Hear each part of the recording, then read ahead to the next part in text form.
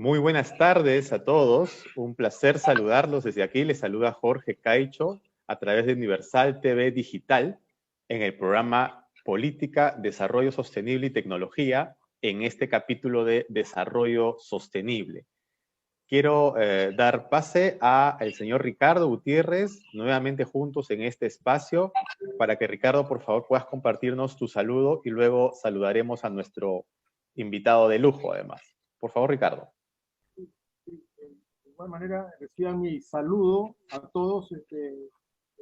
Buenos días en América, buenas tardes en Europa y buenas noches a los amigos de Asia.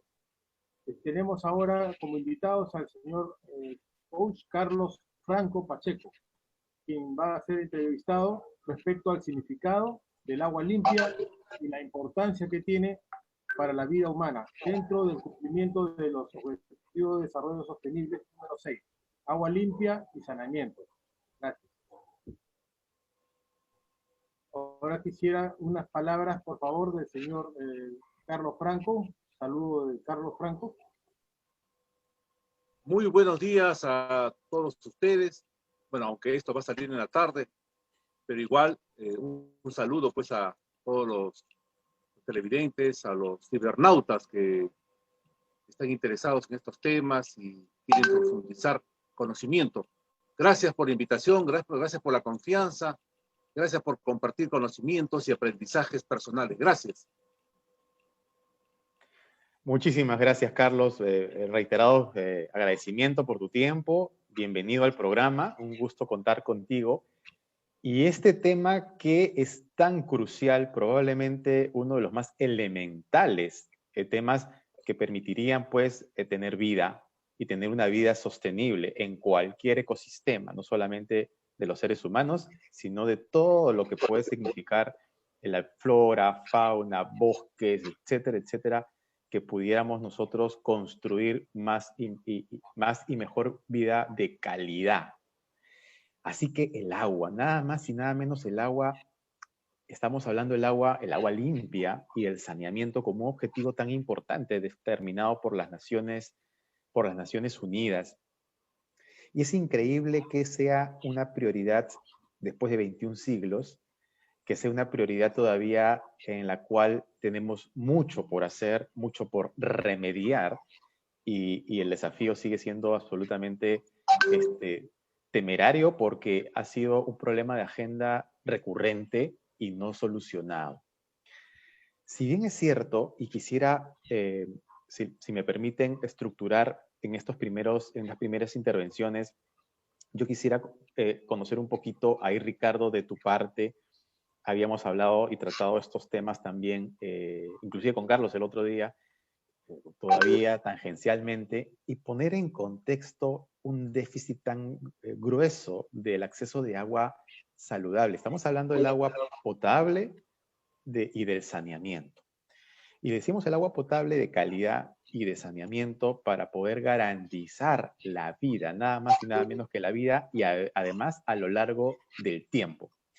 Probablemente ahí, Ricardo, tú tienes una gran experiencia en tus viajes por el país, por ejemplo.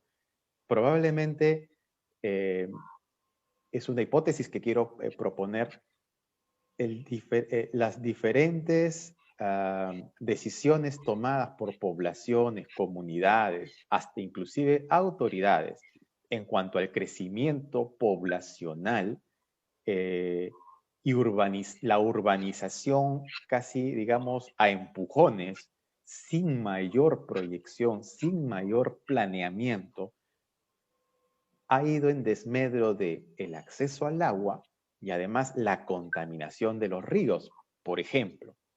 Entonces, un poco esta informalidad en el pensamiento y en la obra de las poblaciones y ciudadanos también no haya contribuido favorablemente, sino ha desfavorecido probablemente su propio autodesarrollo en sus comunidades nuevas y ahora ya más longevas, además de perjudicar en contaminación, por ejemplo, los ríos en zonas altoandinas o medianamente altoandinas, inclusive de la costa también, que va decantando y se van contaminando todos. Estoy proponiendo una hipótesis de planteamiento de problemas, porque si no tuviera una acción, o si mejor dicho, las poblaciones humanas no fueran poco planificadas o no planificadas, probablemente el medio ambiente simplemente actuaría con normalidad y los ecosistemas cruzados que existen seguirían existiendo igual o mejor que hoy en día. Entonces, la mano del hombre acá tiene mucho que ver consciente o inconscientemente. Ricardo, yo quisiera tu punto de vista. Tú tienes una mirada muy aguda de estas realidades del país, por ejemplo, que es muy similar a América Latina incluso. Y luego Carlos creo que nos puede enfocar bastante mejor con su experiencia y conocimiento, cómo él científicamente lo ve. Ricardo, por favor. Y cómo no, efectivamente, en el transcurso de mis vuelos por todo el Perú y por diferentes países, he podido ver la gran riqueza que Dios nos ha dado con respecto a una distribución de ríos y cuencas que nos permite tener el agua, y el agua en sí nos permite vivir y desarrollarnos, porque no solamente el agua nos da de beber, sino nos da sirve para alimentar los agrarios, los pecuarios, las granjas, también nos da energía, la utilizamos correctamente. Entonces, el agua también es utilizada, lamentablemente digo, por la energía y por las industrias, pero digo lamentablemente porque muchas de esas minerías, industrias, se olvidan de que el agua tiene que ser vuelta a estado natural, como la encontraron, que era agua limpia, y la vierten a las cuencas o a los relaves mineros. Eso va a perjudicar las napas freáticas. No solamente eso, sino también van por los ríos, y con esas aguas cargadas de tóxicos llegan las plantas, y esos alimentos son ingeridos por las poblaciones, que también se ven afectadas después en su salud. Es muy importante, de alguna manera, hacer entender a todos los usuarios del agua de que en agradecimiento al agua que recibimos, tenemos que devolver el agua limpia a la tierra, entregarla como la encontramos, ¿no? Eso es importantísimo para que podamos seguir sobreviviendo en nuestra tierra. A continuación, si me permite, señor Jorge, voy a leer algo sobre nuestro invitado, que es el señor Carlos Franco Pacheco, a quien he tenido el gusto de conocerlo. He invitado a recorrer algunos lugares muy alejados, como dice el agua, donde vive la gente en unos cerros llenos de tierra, sus casas muy pobres, pero es una gente pujante, es una gente luchadora, de sacarse el sombrero porque resisten y pagan el agua más cara del mundo. Ahora nos va a comentar seguramente Carlos, quien es coach, que es un coach que habla con las personas y promueve en lo que es el agua limpia. La noción principal es el agua inocua. Él va a analizar la vigencia del reglamento de la calidad de agua de consumo humano y las tecnologías existentes para tener agua limpia. También nos va a presentar la ética del uso del agua.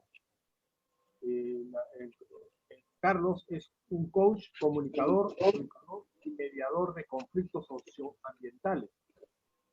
Siempre está donde las papas queman, tratando de mediar para que salga bien y todos salgan favorecidos. Él integra el panel de expertos de agua del IPAE y es coordinador de la red Agua Perú. Integra el grupo técnico de agua y conservación de la Autoridad Nacional del Agua. Tiene múltiples artículos sobre agua y ciudad. Y tiene un posgrado en ecosistemas y agua otorgado por la Universidad de Stuttgart de Francia. Ahora, por favor, vamos a continuar con el programa. Le el agua limpia y saneamiento, que es la ODS, Objetivos de Desarrollo Sostenible número 6. La ODS. Bueno, Dale, Juan. buenas tardes, buenas tardes. Gracias por la presentación. Realmente satisfecho de poder llegar a todos ustedes. Quiero decir dos cosas previas antes de hacer un comentario general. Primero, yo soy un convencido que hoy día, antes de hablar de agua potable, de agua saludable, de agua limpia, de agua inocua, tenemos que hablar de dos cosas que hoy día yo creo que son conceptos válidos. Uno es de que no todo lo que es agua potable es agua saludable. Por lo menos la experiencia que tengo, resulta que el agua entubada hoy día no es garantía de agua saludable. Hoy día muchos de nosotros tenemos tubos mediante el cual llega el agua a nuestras casas, pero eso no es garantía de agua saludable. Y lo voy a explicar después por qué. Entonces, hay que tener en cuenta, creo, esa idea del agua entubada. Y segundo, efectivamente, los que no tienen agua entubada tienen otros sistemas, a través de pilones, a través de pozos, a través de camiones cisternas, en fin. Las personas se abastecen de agua de diversas maneras. Entonces, yo creo que también esa realidad se tiene que incorporar en esta dimensión. Entonces, primera idea, entonces, hay que hablar de agua entubada. Hoy día, el agua entubada en el Perú llega pues alrededor de los 85%, por lo menos en términos generales, aunque en las zonas amazónicas de mi país, en las zonas de sierra, esto llega al 60%. Entonces, tenemos un gran déficit, sí, tenemos que hacer inversiones también. Creo que hay que tener en cuenta esas dos cosas. Hoy día, en el Perú, cerca de 5 millones de personas no tienen agua entubada, no tienen agua saludable, que es lo peor. Entonces, quisiera poner eso como un tema para el análisis. Gracias. Excelente. Qué bien, Carlos. Entonces el 80-85% sí cuenta con agua entubada que no necesariamente es potable y el resto de la población o la compra, un poco lo que señalaba Ricardo, que tiene precios elevadísimos, el costo del agua, que tienes que comprarla diariamente y a veces no diariamente, ni siquiera siempre hay disponibilidad. Y la otra, pues que se agencian de otras formas, por ejemplo, de la caída de ríos, por ejemplo, eventualmente lagos. Esa es un poco la foto, digamos, que hay ahora en el Perú, por ejemplo. Y esta realidad, yo señalaba una hipótesis al inicio y decía, claro, las poblaciones van creciendo, no hay un orden necesariamente de crecimiento, muchas veces no la hay, algunas pocas sí, y a la medida que se va urbanizando aquellos espacios territoriales periféricos a la urbe y van creciendo la urbe, pues también hay un crecimiento también que no necesariamente está planificado.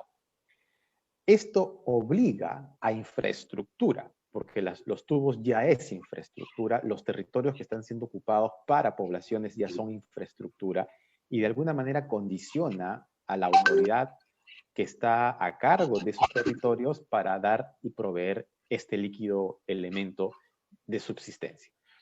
Ese es un problema de desafíos, que el crecimiento no organizado rebota en no acceso al agua o un acceso al agua restringido y caro, por ejemplo, y además en una inversión obligatoria de parte de autoridades que tendrían que suministrarla.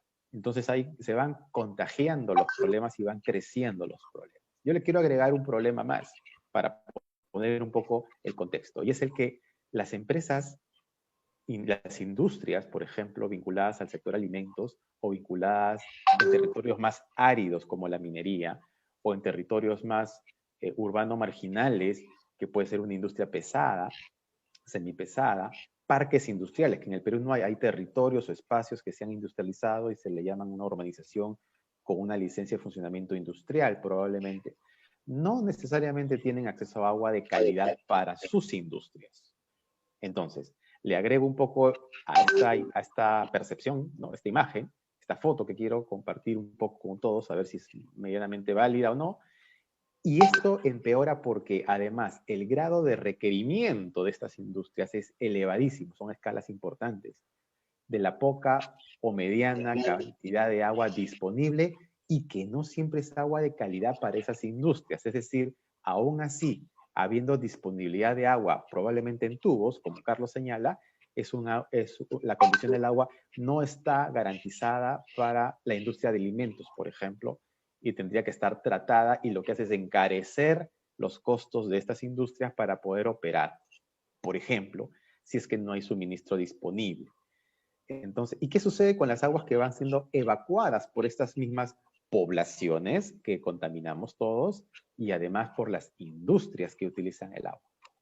O industrias que no necesariamente utilizando el agua también agregan contaminación a los relaves, por ejemplo, en la Panamá rural, como Ricardo bien señalaba, o eventualmente a los tubos de desagüe, por ejemplo. Entonces, todo se complejiza. Ese es un poco, tú dime, Carlos, ¿cuál es tu punto de vista sobre esto? Y luego, seguramente Ricardo, estoy seguro que tiene dos preguntas ahí interesantes que quiere comentar. Te ruego, por favor, Carlos. A ver, interesante tu reflexión, comparto plenamente lo que dices. Efectivamente, hoy no solamente hay un mal acceso y calidad del agua para poblaciones, también hay un mal acceso de agua para la industria, para la agricultura, para las actividades económicas en general. Hoy día las empresas están gastando mucho dinero en potabilizar, en limpiar las aguas. Y eso pues efectivamente encarece los productos, los servicios. Hoy día tenemos que hacer grandes inversiones para limpiar el agua, ¿no? Ricardo en su primera intervención señalaba los relaves. Efectivamente, hoy día las ciudades tienen que subsidiar, digamos, lo que vienen otros a ensuciar el agua, ¿no? Los usuarios tienen que estar pagando grandes cantidades. Le pongo el caso de Lima Metropolitana. Alrededor de $100 millones tenemos que pagar los usuarios con tarifas para descontaminar el agua que otros, digamos, vierten sobre nuestros ríos. Entonces, tenemos un problema. O sea, al final esto ni siquiera ya es un tema, digamos, de las empresas, es un tema de la ciudad, ¿no? Pues ahí tiene que haber, pues, lo que yo denomino una ética en el uso del agua. La UNESCO ha llamado a trabajar una ética en el uso del agua. Y ha planteado 3 fórmulas que quisiera rápidamente compartir. La UNESCO ha llamado la necesidad de que el agua, el uso del agua, tiene que tener una distribución, así dice, distribución de los beneficios y los costes de los servicios. O sea, tenemos que cargar todos con el problema.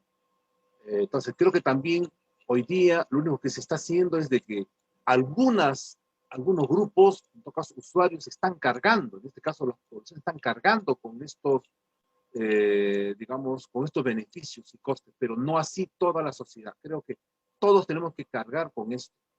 Por otro lado, también está llamando a la necesidad la necesidad de asegurar los riesgos. Todos también tenemos que tener en cuenta que hay riesgos que se están originando producto del mal uso del agua. Y eso supone que tenemos que, como dice Ricardo, tenemos que retribuir también a la tierra, digamos, con agua limpia. De lo contrario, la tierra, pues, como ya está ocurriendo, nos está devolviendo, digamos, con malos servicios. Y por otro lado, también, en cuanto a ética, también la UNESCO habla de lo que se llama compartir el agua. Necesitamos redistribuir mejor el agua. Hoy día, por ejemplo, se habla de muchas inversiones millonarias, pero también nadie dice de que hay sectores poblacionales que están consumiendo demasiada agua por persona a día. Te pongo el caso de sectores en Lima, que una persona consume 500 litros de agua por persona diario. ¿Usted se puede imaginar eso? Eso es, ni en Estados Unidos ocurre eso. mientras hay poblaciones acá en Lima que consumen 50 litros por persona diario y eso lo utilizan para beber, para limpiar y para otras actividades. Yo creo que tenemos que hablar de una justa distribución de este elemento. Pues yo creo que hay tres cosas ahí que tenemos que trabajar. Lamentablemente hoy día nos hemos alejado de esta ética y hoy día estamos poniendo agua en lugares, digamos, de mucho riesgo. Estamos corriendo detrás de un invasor. Alguien invade una parte de la ciudad y estamos detrás, el Estado está detrás. Cuando el Estado lo que primero tiene que hacer es, como usted lo ha señalado, planificar. Primero poner la vivienda, no como hoy día, primero se pone el agua y después haces tu vivienda. Hay que planificar las ciudades. Ese es mi concepto. Ricardo, por favor, adelante. Sí, muchas gracias, Carlos. Efectivamente, es el agua, si no la cuidamos, es como que no nos cuidamos a nosotros mismos. Es un factor fundamental para nuestra salud. Quería preguntarte, ¿cuál crees, Carlos, que es el factor fundamental ¿por qué los gobiernos y los pobladores no hacen el esfuerzo suficiente para cuidar el agua dulce disponible? Tal vez sea por ignorancia, desidia, falta de educación, tal vez debería de incluirse en las currículas o promoción en las redes, ¿no?, en los medios. ¿Qué piensas al respecto, Carlos? Bueno, en primer lugar, yo quiero señalar que el agua no está peleado con nosotros. Quien está peleado con el agua somos nosotros. Tenemos una mala relación con el agua, ¿no? Vertimos el agua a lugares donde no se debe echar agua, no reusamos el agua adecuadamente, seguimos usando ácidos para limpiar nuestros sistemas, digamos, sanitarios. No se imagina lo que la mayoría de las poblaciones arroja a los desagües. Entonces, yo creo que sí tenemos una mala relación con el agua. Pero ahora eso pasa por un tema de cultura. Es un tema de cultura. Perdón, se está escuchando un poco entrecortado. Así es. Se está escuchando un poco Entonces, entrecortado. tenemos una mala relación, ¿no? Entonces, a causa del cual hoy día estamos viviendo pues los impactos de todo esto, ¿no? Hoy día el famoso arrastre hidráulico, que es el paradigma que hoy día une a todos los sistemas de saneamiento, no hace más que buscar las cotas más bajas para almacenar los aguas residuales, como está ocurriendo hoy día, y hacer emisores y llevarlo 3 kilómetros más adentro. Entonces, yo creo que hay un tema complejo ahí. Es más, nuestros sanitarios están hechos bajo ese esquema, el arrastre hidráulico. Llévalo más abajo, ¿no? Cuando hoy día necesitamos cambiar eso, ¿no? Nuestras culturas prehispánicas ya utilizaban lo que se llamaba el saneamiento ecológico, mediante el cual separaban sus propios residuos humanos, separaban sus orinas de sus excretas. Lamentablemente, el arrastre hidráulico nos ha llevado a este nuevo paradigma, o supuesto paradigma. Yo creo que tenemos que rescatar, por eso una cosa que yo quiero, compartir con ustedes, la necesidad de recuperar nuestros valores ancestrales. Acá hay validación de miles de años en cuanto a tecnología de saneamiento. Yo una vez le pregunté a Ruth Shadi, que es la persona que está investigando Caral, que es una ciudad muy antigua, creo que la primera ciudad de América, y le preguntaba, ¿y dónde están los baños? ¿Dónde están las plantas de tratamiento? Y la arqueóloga, de una manera muy lúcida, me dijo, acá había otra manera de ver los residuos. Acá había otra manera de reusar los residuos. Entonces, ella me dijo, aquí ha trabajado mucho el saneamiento ecológico, porque acá no encontramos los baños. Y además, el agua tenía una condición, pues, de respeto total. Nadie podía, pues, mal usar el agua que llegaba a la zona de Caral. Entonces, yo creo que esa noción hay que rescatarla. Por eso yo valoro mucho y estoy muy orgulloso de lo que han hecho mis antiguos peruanos. Aquí con tecnologías ancestrales han transformado este territorio, pero también al mismo tiempo nos han dado grandes lecciones de planificación hídrica. Eso es lo que podría comentar. Muchas gracias, Carlos. A ver, quiero, a ver ¿cómo te suena, Ricardo? A ver qué te parece esta reflexión. Me gustaría que tú hagas un comentario y luego le preguntamos a Carlos. Mira, con estos aportes que Carlos nos comparte y un poco rescatando las hipótesis que yo estaba dibujando previamente, me pongo a pensar lo siguiente. Carlos señaló que uno de los de aquellos a los criterios que comparte UNESCO para sensibilizar y para resolver los problemas del agua. He tomado nota aquí, decía el número 1, era la distribución, el análisis, diría yo, de la distribución de los costos-beneficios, beneficios-costos. Y hablamos de poblaciones que están con acceso al agua medianamente potable al menos, o sea, con tubos, y otros que no. Pero resulta que para poder resolver los problemas que la administración del agua o de las diferentes administraciones del agua tienen, resulta que se recarga en los que sí tienen el acceso y pueden pagar el suministro, o en general a los pagantes. Y decía que el consumo per cápita, y es verdad, esto se ha discutido, o se ha comentado cuando hay fenómeno del niño o la niña se aparece por nuestras costas y comienza a escasear el suministro. Y lo que sucede, efectivamente, hay un consumo de 500 litros diarios por una persona, seguramente en Lima, muy probablemente en determinados distritos, que ya imaginamos cuáles son, cuando el consumo puede ser 50 litros. Carlos lo mencionó. Entonces, yo me pongo a pensar, ¿no?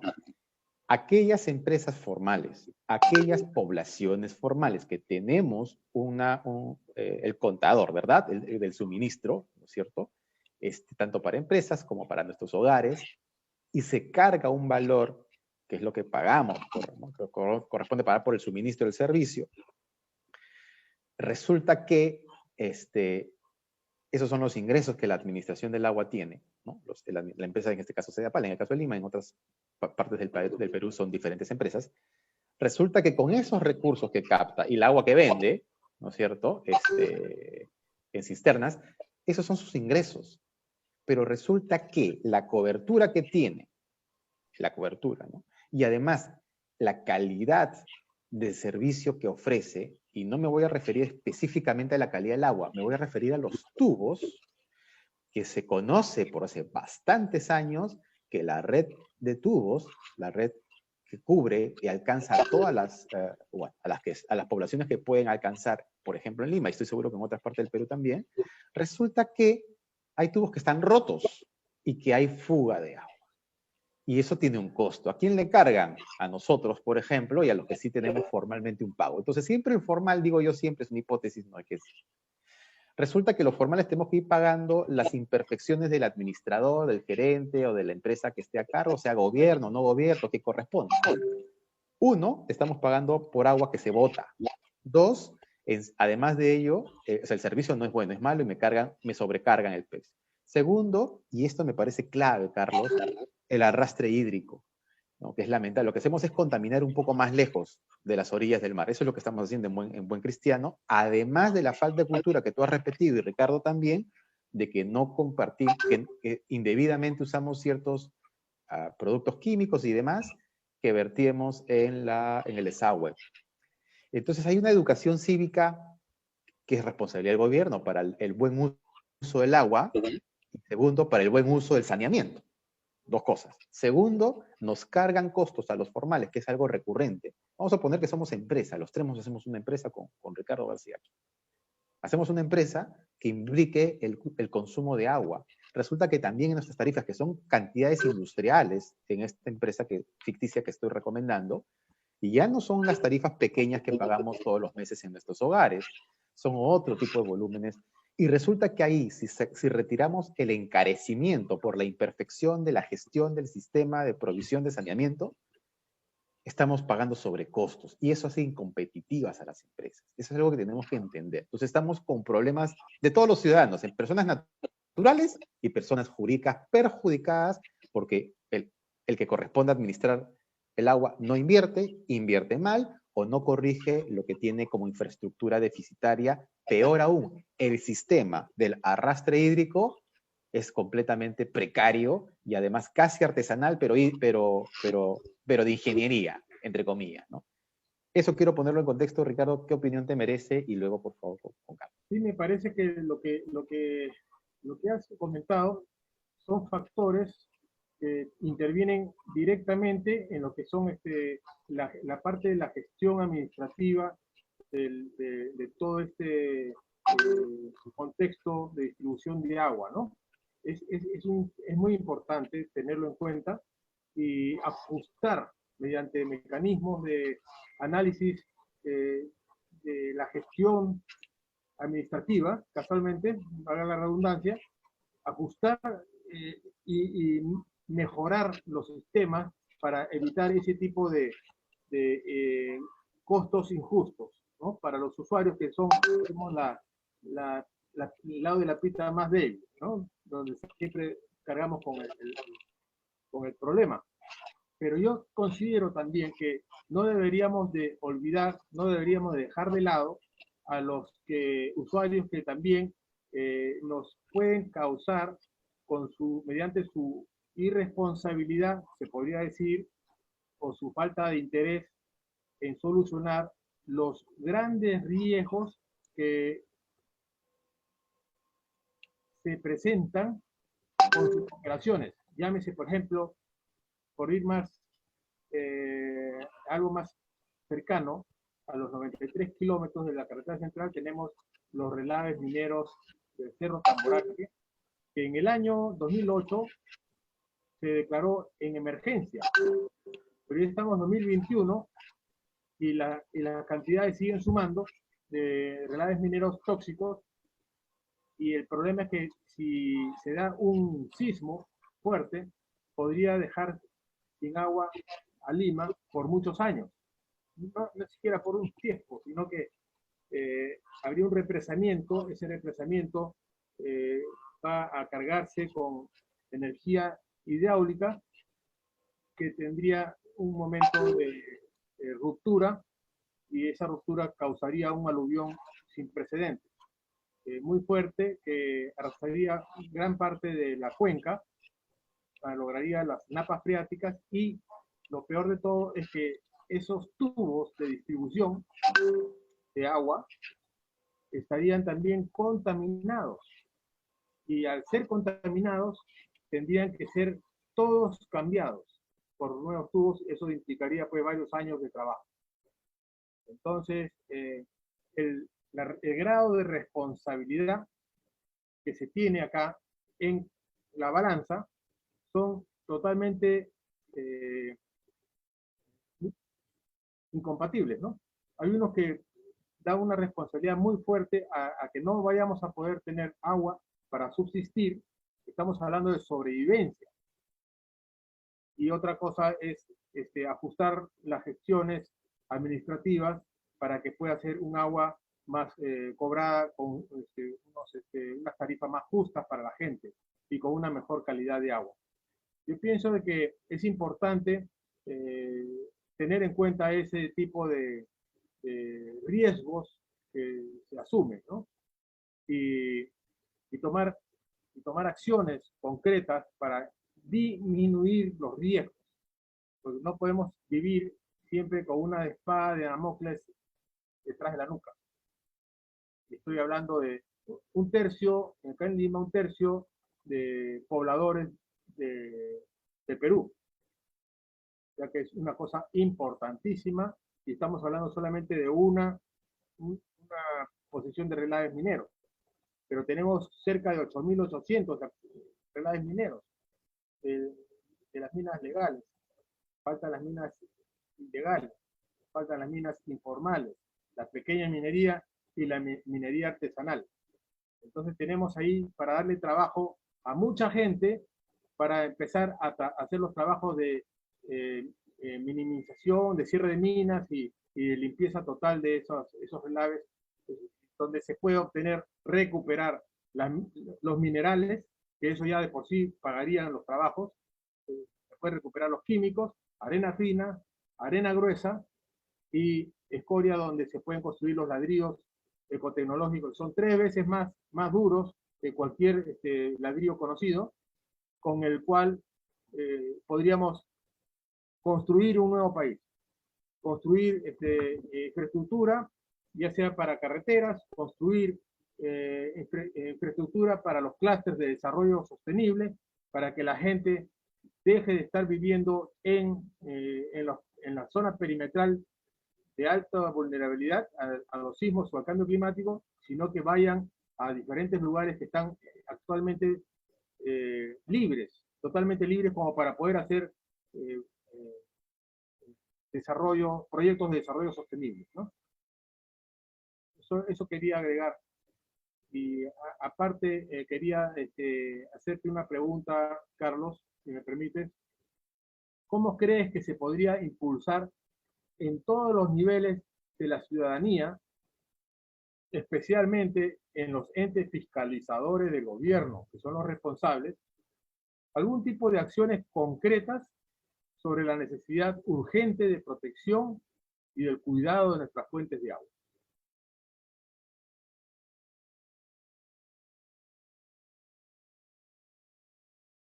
Tienes que Enciende tu audio, por favor. Activa tu micro. Gracias. Interesante reflexión. Comparto plenamente lo que han dicho. En primer lugar, sí, efectivamente hay una imperfección del sistema.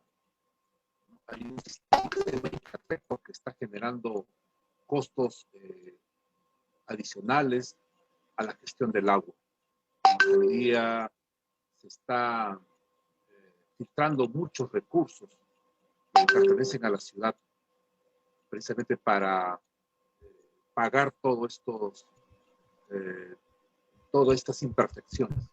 Sí, efectivamente, yo soy consciente de eso. Le pongo el caso de las 55 empresas del agua que hay en el Perú, que sumados como media, tenemos de que cerca del 20%, ojo, el 20% en media, no estoy hablando en términos específicos, tiene agua que no puede facturar.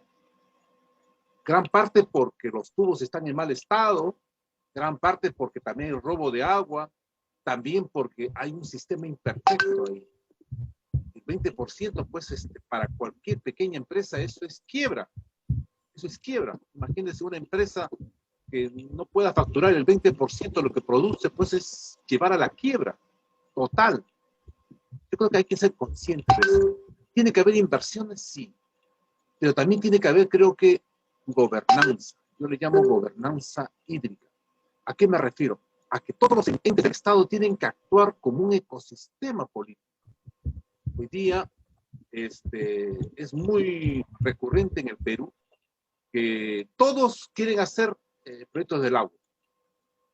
¿No? El gobierno provincial, el gobierno distrital, el Ministerio de Vivienda, las ONGs, entre otros. Pero nadie coordina, nadie coordina. Entonces, ese es un gran tema. Un alcalde cuando quiere una obra se viene al centro de Lima, ¿no? Busca una obra y se lleva. Ya no necesita ir al gobierno regional, porque el gobierno regional, yo no tengo plata para eso, ándate a la metrópoli. Cuando yo creo que a nivel regional deberían establecerse también ecosistemas regionales políticos para resolver la prioridad del agua de diversas localidades. En el Perú tenemos 80.000 centros poblados. Usted no se imagina lo que ahí se produce. Las poblaciones han creado lo que se llaman las juntas de agua y saneamiento. Y no es otra cosa que una manera de responsabilizar estas juntas de la gestión de la infraestructura del agua. Y lo único que reciben, ¿sabe qué reciben estas juntas de agua? Un poco de cloro y nada más. El resto está en olvido total. Yo creo que sí hay que tener en cuenta eso. Pero por otro lado, cuando hablamos de gobernanza hídrica, también estamos hablando de que necesitamos que las autoridades actúen para evitar lo que dice el tema de los relaves. Hoy día, por ejemplo, el caso de Tamboraque, que es el tema que yo conozco, que también tú, Ricardo, muy bien conoces. Un juez ha impedido el traslado del relave. Un juez. O sea, un juez ahora tiene más poder que un alcalde, más poder que un presidente de la República. Yo creo que eso también es una imperfección del sistema, ¿no? Hemos escogido autoridades que nos representan precisamente para que tengan poder y capacidad para control, para fiscalizar. Tenemos hoy en el Perú el Reglamento Nacional de Vigilancia de la Calidad de Agua de Consumo Humano, y que en la práctica está inaplicado porque de los 14 protocolos que tiene el reglamento solamente funcionan 4. Los 10 hasta ahora no se ha definido, ya pasó de eso más de 10 años. Por eso hay un tema de calidad del agua, sí, que está asociado a los relaves, que está asociado a esta imperfección que hoy día se comenta. ¿Sí? Yo creo que sí. Es un tema de gobernanza. Yo hablo de gobernanza. Por ejemplo, hoy día las poblaciones están ocupando los cerros. Y eso no es, yo no digo que está mal, lo que pasa es que las autoridades tienen que planificar nuestros cerros para poder hacer que allí primero exista una ciudad planificada, no como hoy día. La gente invade, presiona al Estado y el Estado tiene que llevarles el agua. Entonces yo creo que eso también está mal. Y eso más bien contribuye con la informalidad, contribuye con problemas de salud. Hoy día las personas no solamente tienen agua de mala calidad, sino también producto de esa agua de mala calidad, hoy día tienen enfermedades. Yo creo que sí, y precisamente ese es un tema que no se analiza porque hoy día el agua tiene un valor económico. Hoy día el principio de Dublín señala que el agua tiene un valor económico, pero algunos no lo entienden, no lo entienden. Creen que el agua no se debe pagar, que el agua es gratis, que el agua es de Dios, que el agua, en fin, ¿no? Yo creo que sí. Dentro de este concepto de ética del agua, estoy hablando igual, como dije antes, de una distribución de los beneficios. Tenemos que distribuir los beneficios de manera que todos tenemos que cargar con eso, pero también con gobernanza, porque no es fácil de repente hablar de cargar los beneficios, pero si no tengo gobernanza, mis autoridades no están fiscalizando, mis autoridades no están regulando, mis autoridades no están controlando, es un chiste distribuir los beneficios y los costos. Carlos, muchas gracias por tus intervenciones muy, muy apreciadas, en realidad, muy interesante lo que estamos comentando aquí. Yo quisiera poner en contexto algo. Yo creo que la problemática está muy bien planteada. En este programa estamos abordando algunos elementos, creo que críticos. Yo quiero mencionar algo de un contexto dando un paso un poquito más atrás para ver todo el problema más, un poquito más sistémico, ¿no? A ver, ¿qué trato de decir? Se habla, vamos a hablar de un país, de que no existe necesariamente el recurso hídrico disponible en las proporciones o las demandas necesarias según los territorios. Vamos a hablar de esa dimensión. Sin embargo, hay un problema de fondo, que no tenemos la suficiente infraestructura hídrica para captar el recurso hídrico que viene y nos baja de las nubes, y en la lluvia, perdón, en la sierra del país y en la selva del país llueve realmente mucho. Hoy mismo, estos son temporadas de lluvia, ahora mismo, empiezan en diciembre, concluyen en marzo más o menos, y llueve muchísimo. De hecho, hay desastres naturales por lluvias.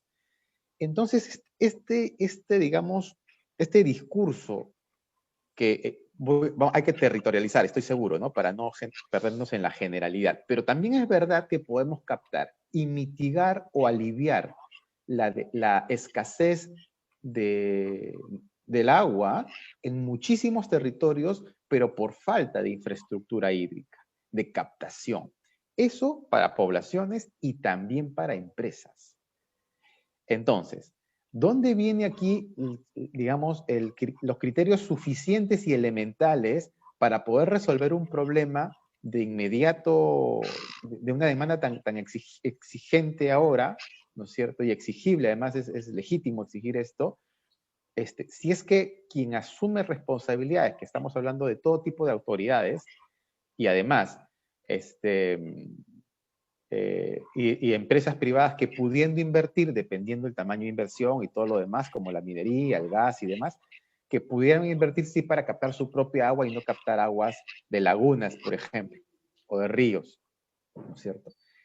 Y hay otra industria, y le agrego un poco más, y hay otra industria además que tiene que ver con algo que es muy importante para el Perú por subsistencia y seguridad alimentaria, que es el agro, el gran sector agro. Entonces, ya no vamos al extremo, ¿no? de la minería, porque tampoco se trata, ya mencioné que deberían, en la medida de lo posible, hay gran, mediana y pequeña minería, hay de todo, ¿no es cierto? Las grandes podrían eventualmente invertir en infraestructura, pero no necesariamente los productos del agro, las empresas del agro. Entonces, allí es un poco lo que habría que yo poner en contexto, porque también hay infraestructura que no es tan cara, de hecho se aplica en muchísimos países para poder utilizar el riego digamos, tecnificado de diferentes técnicas que captas de las nubes, literalmente. Y no coges y tomas el recurso hídrico de ríos o de otras fuentes que también inclusive salen de tubos si quieren en grandes hectáreas cultivar y utilizar este recurso. Ese es un poco el contexto que yo quería comentarte un poco, Carlos, qué opinión te merece. Esta es mi última intervención y luego Ricardo y cerramos porque nos queda muy poquito tiempo en el programa. Adelante, Carlos. Gracias por la pregunta. Miren, yo quiero antes de decir algo, señalar que hoy día la ley es clara. La ley dice que hay que interiorizar los costos ambientales. Así dice la Ley General del Ambiente. Pero lo que pasa es que por no tener gobernanza ambiental, gobernanza hídrica, esto está en el papel. Hoy día los costos ambientales son residuales. ¿Y sabe quién lo paga? La sociedad. Cuando la ley dice hay que interiorizar los costos ambientales. Hoy día en el Perú hay bastante experiencia buena. Hay mineros que están utilizando biotecnología, por ejemplo, para eliminar relaves. Saludable. Hay mineras que están desalinizando agua de mar para no comprometer el uso de agua de poblaciones. Hay empresas que incluso están incorporando el accionariado difundido para lograr que las comunidades también sean parte de los beneficios directos de las empresas. Yo creo que en el Perú hay experiencia. Lo que le falta es que estas experiencias sean escuchadas por las autoridades. Muchas veces ello no se dice, no está en agenda. ¿Por qué? Porque hay algunos empresarios, algunos digo yo, no digo todos, ¿no? Que más que empresarios son personas que solamente calculan cuánto cuesta eso. Ah, no, esa tecnología cuesta tanto, no me interesa, porque eso choca con mis ganancias. Yo creo que pues, volvemos al tema de la ética. Creo que hay un tema muy grande ahí. Por otro lado, quiero yo también señalar que hay que trabajar mucho lo que son los nuevos paradigmas. Hoy día necesitamos incorporar diversas nociones. Por ejemplo, les pongo un caso que siempre a mí me preguntan. Señor, ¿por qué SEDAPAL no viene a fiscalizar nuestras instalaciones domiciliarias? Le pongo el caso de Lima. ¿Por qué? Porque SEDAPAL lo único que hace es ponerte el agua hasta el punto de tu casa, afuera. Y incluso SEDAPAL te dice, hasta afuera yo garantizo la calidad del agua. Pero lo que es adentro ya no es mi responsabilidad. ¿no? Ya no es mi responsabilidad. Tú eres responsable de mantener en buen estado tus instalaciones, tú eres responsable de limpiar tus tanques, tú eres responsable de que no arrojes ácidos, de que tengas en buen sistema tus instalaciones sanitarias. Entonces, el tema que muchos se preguntan, entonces, ¿quién es responsable de nuestras instalaciones domiciliarias? Entonces, claro, la pregunta es obvia. Uno va a las leyes y se encuentra que quien es responsable son los gobiernos locales. Así dice textualmente. Los gobiernos locales están encargados de inspeccionar, digamos, las casas y cómo funcionan los sistemas. Por eso es que hay las licencias de construcción, porque se supone que la licencia abre la posibilidad para que todo esté funcionando bien. Entonces, ahí hay un problema. Entonces, Lo que creo que tenemos que trabajar, lo que yo digo, gobernanza. Hay que trabajar que las autoridades actúen como un ecosistema político. De manera que Sedapal y los municipios hagan una alianza. Hoy día esa alianza no se ve, esa alianza no se siente, esa alianza no se percibe, las poblaciones no perciben eso. Hoy día hay grandes problemas de calidad del agua en nuestras viviendas. Ustedes no se imaginan muchas viviendas. Yo he visto, ustedes pasen por las calles y van a ver qué hacen las familias para evitar que los tubos de rebose de los tanques, cisternas que están instalados en nuestros techos, no perjudique nuestras paredes. ¿Sabe qué hacen? Lo conectan con los tubos de ventilación de nuestros desagües. Miren, así como ustedes lo escuchan, ¿no? Se ha conectado ambos. Ustedes no se imaginan la contaminación que hay en nuestros tanques de agua. No se imaginan por esta práctica de las familias. ¿Por qué? Porque los municipios no están fiscalizando, los municipios no están interviniendo.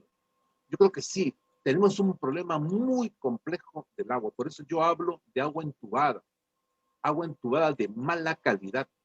Entonces yo creo que tenemos que trabajar eso. Por eso cuando hablamos de cultura tenemos que hablar también de gobernanza, tenemos que hablar de nuevas prácticas. Hoy día necesitamos trabajar estos temas de cara pues a esta idea de tener agua limpia. Yo creo que sí podemos tener agua limpia. Yo sí creo, soy convencido, pero esta agua limpia, que ahora es un concepto que está asociado a la mejor salud de las personas, hoy día eso tiene que estar conectada con la gestión de aguas residuales. Yo creo que es muy importante. Yo, por ejemplo, yo vivo en la zona de Lima Sur. Aquí, por ejemplo, hay familias que ya están utilizando el saneamiento seco, sistemas que no se necesitan agua para eliminar excretas. ¿Por qué? Porque se separan los residuos líquidos de los residuos sólidos. Y la gente, ¿qué hace? En vez de agregar agua a nuestras excretas, le agrega tierra, cal o ceniza. Ustedes no se imaginan que se convierte en nuestros residuos secos, se convierte en abono, ¿no? Algo que lo que ya Ruth Shari nos explicaba cuando nos hablaba de Caral. Yo creo que sí, tenemos que entrar a un nuevo paradigma, tenemos que mejorar nuestro sistema de saneamiento, tenemos que reusar el agua en vez de botarla al mar, tenemos que trabajar en economía circular, que todo sea reutilizado. Es más, yo creo que ya no necesitamos más infraestructura, solo distribuyendo mejor el agua, creo yo, dándole a cada persona en Lima 140 litros de agua por persona diario, solucionamos el problema en Lima, ¿no? Pues yo creo que sí, tiene que haber autoridad, tiene que haber gobernanza, tiene que haber cultura para ello. Ese es mi comentario. Muchas gracias, Carlos. Ricardo, por favor, tu intervención final en el programa. ¿Qué reflexiones te trae esto que comparte muy interesantemente, Carlos? Un poco lo que hemos debatido a lo largo de estos minutos. ¿Qué sensación te deja y qué reflexiones te traen? Sí, muchas gracias. Te agradecemos mucho, Carlos, por esta charla que nos estás dando. Es muy educativa, a la vez que nos hace pensar de que ya es hora de que las autoridades cumplan con su objetivo. Uno ha estudiado lo que es todo lo que es el sistema de aguas, la parte hidráulica, todo, pero con el objetivo de dar un servicio excelente a la población. No ha estudiado para hacerlo de manera mediocre. Entonces, de por sí, las autoridades tienen que cuidar de sus funcionarios, dándoles cursos online o presenciales, no sé, pero para que mejoren su servicio, para que mejoren sus resultados. No puede ser posible, por ejemplo, dando ese ejemplo que nos has comunicado, que yo ya había percatado hace unos días atrás, es reciente, que un juez ha autorizado para que no muevan ninguno de los relaves mineros que pueden afectar la vida no solamente del juez y de su familia, sino de todos los pobladores de Lima. Entonces, ¿qué organismo hay? ¿Qué supraorganismo hay que pueda decirle a ese juez, después usted vaya a su casa, no vuelve a trabajar más porque no sabe lo que está haciendo.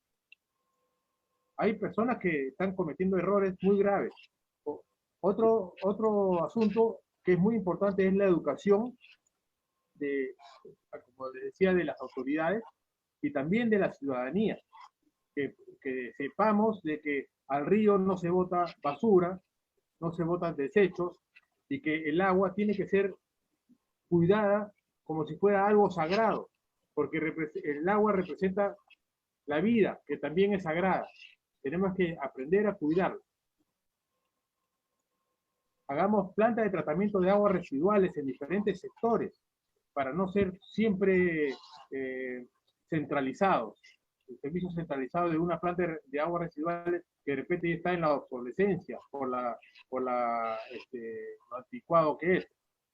Entonces tenemos que pensar en ese tipo de descentralizaciones que nos permita tener cierta resiliencia a la hora que haya un corte, como ya lo hemos vivido en el año 2007, si no me equivoco, 2017, que hubo un problema muy grave, nos quedamos sin agua y sin luz por un tiempo.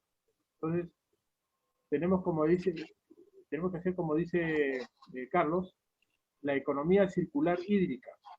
Y ya tenemos que enseñarle a nuestros agricultores lo que es diferentes tipos de riego.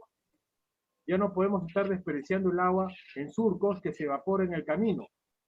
Tenemos que hacer o con riego por goteo, que es ya antiguo también, pero hay otro tipo de riego que es con inyección a la raíz, y se hace un microclima en esa cápsula que está cerrando la raíz, y siempre hay agua que se humedece y sigue regando y sigue regando. O sea, se economiza el agua al más mínimo. Tengamos el gran ejemplo que lo podemos ver en los países donde no tienen agua. ¿Cuáles son? Arabia, en Arabia puro desierto, donde también está Israel, que también es puro desierto. ¿Y qué hacen ellos? Optimizan el uso del agua, y tanto así que ahora les sobra el agua. Nosotros nos sobra el agua, pero no tenemos agua para tomar ni para cultivar adecuadamente. Es importantísimo privilegiar la educación integral con respecto a estos elementos básicos para la vida. ¿Qué te parece a ti esto, Carlos? Ricardo. Para concluir, última intervención, Carlos, por favor. Sí, yo comparto plenamente lo que dices y por eso yo insisto, hay que interiorizar los costos ambientales, necesitamos ser más agresivos en trabajar cultura ambiental. No es posible que un juez pueda poner a toda la población contra la pared. Creo que hay autoridades, pero también necesitamos ciudadanía. Necesitamos ciudadanía para que fiscalice, para que actúe como un legislador. Necesitamos que haya más ciudadanía en estos temas. Hoy día hay entidades supranacionales que pueden ayudarnos. Está el Tribunal Constitucional, está la Corte Interamericana para estos temas, ¿no? Yo tuve la ocasión en la gestión anterior del señor Castañeda, logré que un representante de la Municipalidad de Lima se incorpore a la Comisión de Monitoreo del Cerro Tamboraco. Hasta antes de esto no había nada. Lima decía, pero Tamboraco está en otra jurisdicción, yo que tengo que ver ahí. Tiene que ver muchísimo, tiene que ver muchísimo. Y ahí viene el problema, pues, porque yo solamente cuido mi zona, pero no veo más allá. O sea, esta idea de cuenca no está en la cabeza de las personas. Ahora, yo quiero también señalar algo que ha dicho el señor Caicho. Hoy día hay tecnología. Hoy día el capitalismo hídrico nos ha vendido muchos proyectos, desde los microreservorios, los depósitos, los purificadores. Hay todo un capitalismo hídrico grande, pero también es cierto, si no hay cultura ambiental, todo eso puede ser juguetes que nos pueden variar. Por ejemplo, yo he conversado mucho estos últimos 12 meses, por ejemplo, sobre esta idea de hacer llover artificialmente. ¿Sí se puede hacer llover? Sí se puede hacer llover. Rociando nitrógeno líquido encima de la superficie. Sí se puede hacer llover. Se puede hacer hasta nevar. Hasta con sal se ha podido nevar en la zona de la sierra. Pero esto no soluciona el problema, solucionará el tema de aumentar el caudal de un río, de un lago. Pero si no reusamos el agua, no tenemos otra noción del agua, esto va a ser más del problema. Yo creo De que acuerdo. necesitamos trabajar esos temas. Necesitamos ser conscientes de que se viene una sequía, producto del deshielo de nuestros glaciales. Necesitamos saber de que estamos creciendo y necesitamos más agua. Por ello que necesitamos ver esos temas. Por eso, los objetivos de desarrollo sostenible calzan perfectamente en ese tema. Estos 17 objetivos, estas 169 metas, estos 241 indicadores, que hoy día es una invitación a tener un nuevo orden mundial, creo que debe ser trabajado. Lamentablemente, hoy día no es una obligación legal, solo es ético, y a causa del cual también pues, no hay obligación para poder eso traducir en prioridades nacionales. Los últimos Correcto. análisis se han señalado, sí, los candidatos presidenciales que están ahora en campaña han agregado también el tema del agua. Todo el mundo habla del agua, pero nadie está hablando de gobernanza del agua, nadie está hablando de cultura del agua. No estamos hablando de invertir el tema del agua. Yo creo que es un tema número uno, yo creo. Pero también es cierto que tenemos que planificar las ciudades. Yo no puedo solo llevar agua a las personas, tenemos que trabajar el tema de la vivienda, de manera que tengamos dignidad los peruanos al tener vivienda. Y esa vivienda donde también con gobernanza tiene que trabajarse el agua de nuestros domicilios con el agua que está en los espacios públicos. Entonces yo creo que hay que trabajar varios temas y la ética también es una invitación a ello. Eso es lo que podría señalar en términos generales. Muchas gracias, Carlos. Te agradecemos mucho tu tiempo, tus aportes, tus reflexiones, tus experiencias que hayas compartido en esta hora de programa. De verdad, muy agradecido. Es un tema sumamente valioso e interesante. De reiterados agradecimientos para ti, Carlos. Carlos Franco estuvo con nosotros. Ricardo, tus palabras de despedida y qué buena jornada. Muy interesante el tema de hoy.